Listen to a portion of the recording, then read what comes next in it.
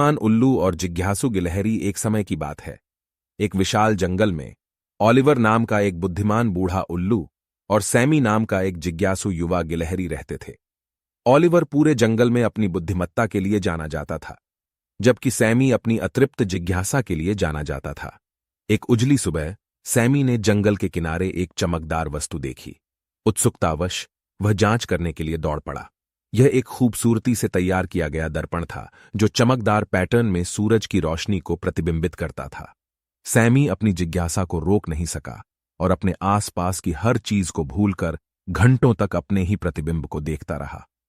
Sami के आकर्षण के बारे में उत्सुक होकर अन्य जानवर दर्पण देखने के लिए इकट्ठा हो गए।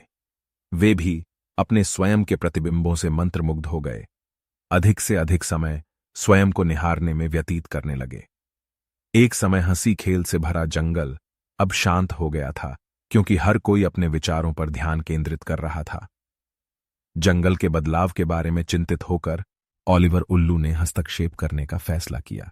वह एक ऊंची शाखा पर बैठ गया और जानवरों को संबोधित किया। मेरे प्यारे दोस्तों, दर्पण वास्तव में सुंदर है। इसने आपका ध्यान आकर्षित किया है और आपको जंगल की खुशियों से दूर कर दिया है। याद रखें, सच्ची खुशी केवल साझा अनुभवों से आती है, न कि अपने स्वयं के प्रतिबिंब की प्रशंसा करने से। कुछ जानवरों ने ओलिवर की बुद्धिमान बातें सुनी और उनमें सच्चाई का एहसास किया। वे दर्पण से दूर चले गए और गेम खेलना, कहानियां साझा करना और एक बार फिर एक दूसरे की कंपनी का आनंद लेना शुरू कर दिया।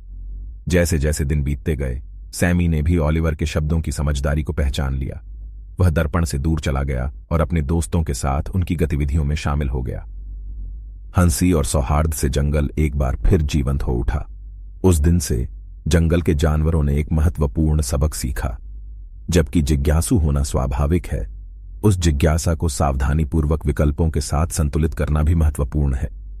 बहुत अधिक आत्म केंद्रित आकर्षण हमें एकजुटता की खुशियों से अलग कर सकता है, और इसलिए बुद्धिमान उल्लू और जिज्ञासु गिलहरी ने जंगल को सिखाया कि सच्ची खुशी क्षणभंगुर प्रतिबिंबों में नहीं, बल्कि उन बंधनों में पाई जाती है जो हम साझा करते हैं और जो क्षण हम एक दूसरे के साथ बनाते हैं। कहानी का सार: जिज्ञासु होना अच्छी बात है, लेकिन यह याद रखना महत्वपूर्ण है कि वास्तविक खुशी सार्थक संबंधों और दूसरों के साथ साझा किए गए अनुभवों से आती है।